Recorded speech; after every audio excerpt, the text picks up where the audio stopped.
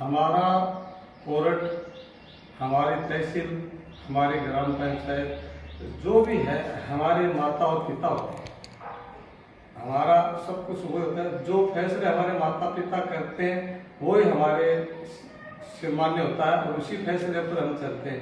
चाहे जमीन का बंटवारा हो, चाहे घर का बंटवारा हो, जो भी है, तो ये सब एटॉर्नी पावर हमारे माता पिता के पास होते हैं। और जो माता पिता वहाँ बंटवारा कर जाता है जमीन का और उसको मालिक बना देते हैं, तो वहाँ से ये जो 2 कौड़ी के पटवारी, तहसीलदार जो फर्जी लगे हुए हैं, एकदम फर्जी लगे, उनको कार्यशैली बताने फर्जी लगे हैं, ये हमारे माँ बाप के फैसले के ऊपर कैसे चैलेंज कर सकते हैं, कैसे उन कागजों को छेड़ सकते हैं, कैसे उन जमाबंदी में चाहे जिसका नाम जोड़ देते हैं। ये तो एक दल्ले हैं, दलाल है, जिनको पैसे दो, किसी का नाम जुड़ा लो, फिर वापस कहेंगे नाम तो भूल से जुड़ गया तो उसको कटाने के पैसे लो। अरे भाई, आपको पावर किसने दिया कि आप इसको जोड़े? क्या पावर तहसीलदार के पास था? क्या पावर इसके पास था? तहसीलदार का पावर ये होता है कि वो चारागाह भूमि को खाली कराए, जोड़ की भूमि को खाली कराए और जो रास्ते उनके ऊपर खाली कराए। चारागाह भूमि उसके ऊपर होती है।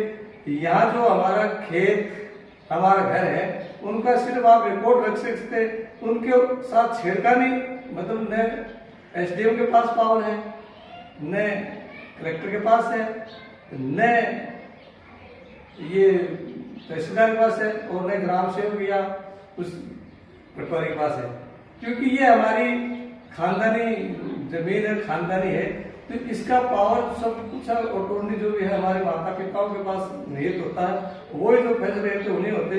अब ये दल्ले हैं, पैसे लेकर किसी का नाम जोड़ देते, फिर उसको कटाओ, तो ऐसे जो भी आप तो फालतू के माँ बाप के बंटवारे के साथ छेड़छाड़ कर रहे हैं। और उसके ऊपर पंचायतों में बैठ कर उनके दलाल जो होते हैं, पंचायतों में सबसे ज्यादा ई मित्र वाला आता है। ई मित्र वाले जब से आए हैं तब से ज्यादा भ्रष्टाचार हो रहा है।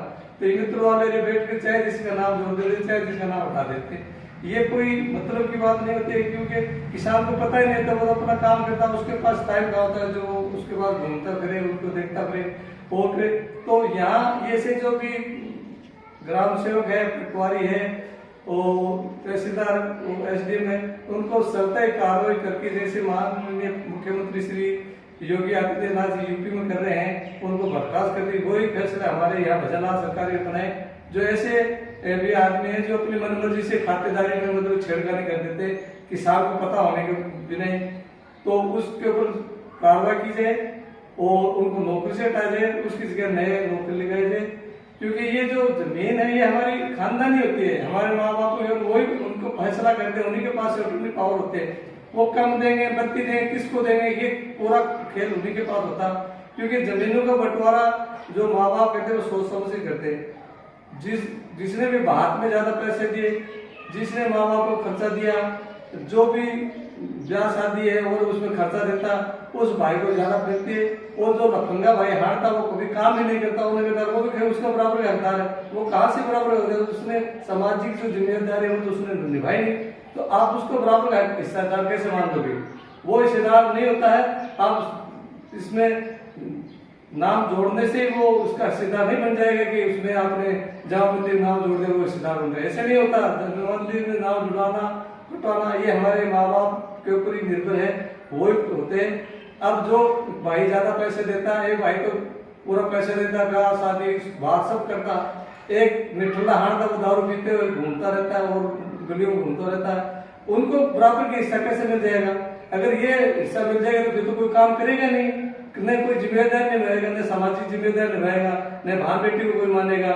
तो ये सारी चीजें देखकर हम बंटवारा करते हैं। इस बंटवारे में पटवारी, ग्राम सेवक, तहसीलदार, एसडीएम, कलेक्टर को क्या पावर होता है? वो हमारे छेड़े, उनको पावर होता है सिर्फ चारागाह भूमि जो सरकारी भूमि है उनकी रक्षा करे, उन पर तो अतिक्रमण हो रहा, उसको तो करने रहे। वहाँ कहीं कब्रिस्तान के नाम से हो रहा, कहीं शमशान के नाम से हो रहा, कहीं कोई और नाम से हो रहा, तो उसके ऊपर तो वो करते नहीं। और जो खेतों में है, जो ईमानदार काम करते हैं, उनके ऊपर अपनी दुकान चलाने में, ये दुकान खोल के जो तहसीलें है, कोर्ट, एसडीएम कोर्ट है। पहले हमारा जो कोर्ट होता था वो सिर्फ झुंझुनू में था, झुंझुनू में एसडीएम कोर्ट था, वही तहसीलदार था, तो हम वही जाते थे, वही काम करते थे और वहाँ न कोई भ्रष्टाचार होता न। वहाँ से हम आराम से घूम के झुंझुनू में अपने सामान लेकर आ जाते। अब उन दुकानों को हमारे यहाँ की जो विधायक कांग्रेस सरकार मान लो या रेटा, उसके आगे पीछे कोई है न कोई बेटा न कोई पति है न कोई सासू ससुर है, अब वो है उन्होंने जगह जगह ये दुकानें खुला दी, मर्सीसर में खुला दी, यहाँ बिसाऊ में खुला दी, मंडा में खुला दी। अब उनको लूटना शुरू हो गया कि उनके दुकानों में जा तो नहीं रहा, तो वो कैसे भी करके उस दुकानों को बनाए। तो इन दुकानों को ज्यादा से ज्यादा न खुल के उसको बंद किया जाए ताकि जनता रोड न पड़े और जमाबंदी में किसी तरह की छेड़खानी ये न कर पाए, इसके ऊपर पाबंदी लगे। यही मेरी केंद्र सरकार और राज्य सरकार से निवेदन है कि जनप्रतिनिधि भी इसको ध्यान दें। सिर्फ इन्हीं नौकरशाही के भरोसे हमारा सिस्टम नहीं चलेगा, क्योंकि हमारी सामाजिक परंपरा वो हम समाज में रहते हैं तो हमें पता है बहन बेटियों का खर्चा लगता है, परिवार का क्या खर्चा लगता है, तो हम उसी अनुसार बंटवारा करते हैं। जय जवान, जय किसान, जय मजदूर, जय सभी भारतीय महिला गृहिणी जो हमारे खेतों को संभालती है, हमारे घर को संभालती है और उन्हीं के दम पर हम यहाँ जो खुशहाल जीवन जी रहे, तो ये उन्हीं की देन है।